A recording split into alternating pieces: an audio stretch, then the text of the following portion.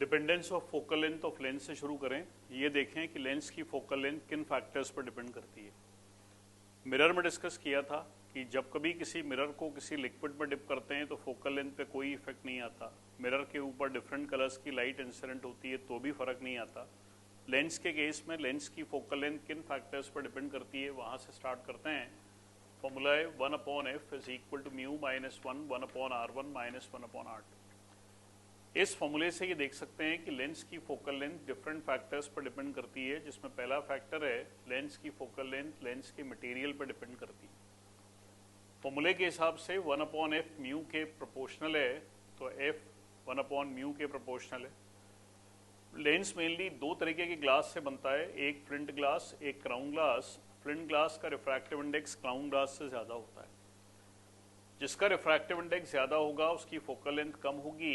Flint glass से बने lens की फोकल लेंथ क्राउन ग्लास से बने लेंस की फोकल लेंथ से कम होती है। इस एप्लीकेशन का यूज़ एज सच क्वेश्चंस में नहीं आता। इन दोनों मटेरियल की केमिकल प्रॉपर्टीज़ अलग अलग होती हैं। फिजिक्स में केमिकल प्रॉपर्टीज़ का रोल नहीं है, इसलिए इस डिपेंडेंस का यूज़ क्वेश्चन पेपर में आता नहीं है।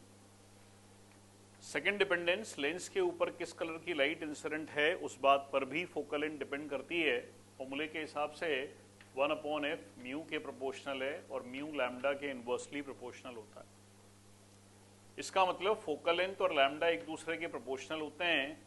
लैम्डा रेड कलर का सबसे ज़्यादा होता है, इसलिए फोकल लेंथ रेड कलर के लिए सबसे ज़्यादा होगी, वॉयलेट कलर के लिए फोकल लेंथ सबसे कम होगी।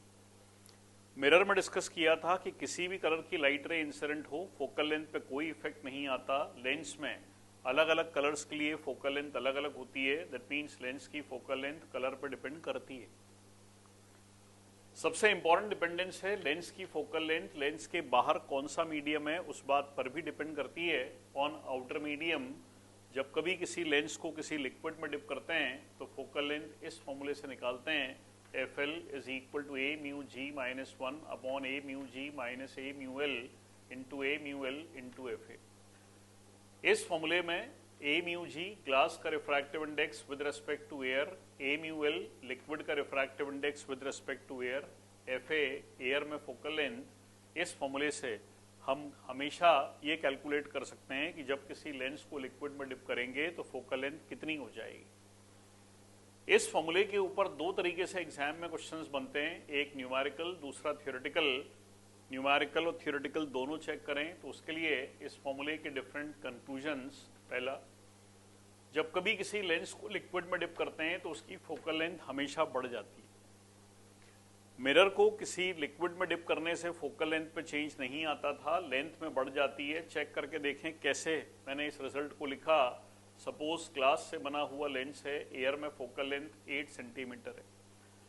मैंने इस लेंस को पानी में डिप किया, पानी में डिप करने से फोकल लेंथ क्या हो जाएगी ये निकालना है। इसे निकालने के लिए मैं इस फॉर्मूले में वैल्यू सब्स्टिट्यूट करूं, a म्यू g ग्लास का refractive index 3/2, a mu l पानी का रिफ्रैक्टिव इंडेक्स 4/3, FA एयर में फोकल लेंथ 8 सेंटीमीटर। जब सॉल्व करेंगे तो वैल्यू 32, एयर में फोकल लेंथ 8 सेंटीमीटर है, पानी में फोकल लेंथ 32 है।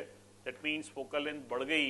यही लिखा है कि किसी भी लिक्विड में डिप करने से फोकल लेंथ हमेशा बढ़ जाती है। सेकेंड, जब कभी किसी लेंस को किसी लिक्विड में डिप करें और डिप करने के बाद अगर लेंस के अंदर का रिफ्रैक्टिव इंडेक्स लेंस के बाहर के रिफ्रैक्टिव इंडेक्स से ज्यादा है तो उस केस में लेंस का नेचर सेम रहता है। एक एग्जाम्पल चेक करें तो ये एग्जाम्पल अपने पास है, इसी से हम डेटा चेक करें।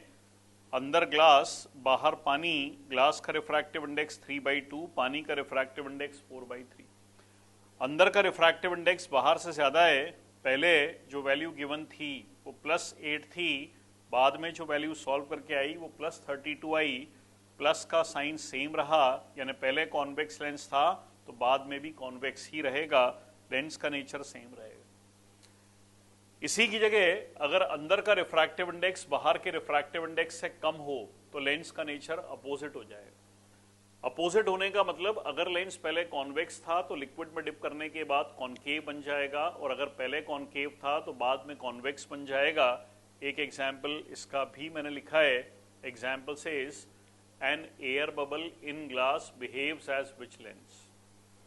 एक पानी का बुलबुला ग्लास में किस लेंस की तरीके से बिहेव करता है। सबसे पहली बात, बबल यानी बुलबुला होता क्या है। बबल कुछ इस तरीके का बनता है। बबल की विशेषता होती है, बबल हमेशा बीच में से मोटा होता है।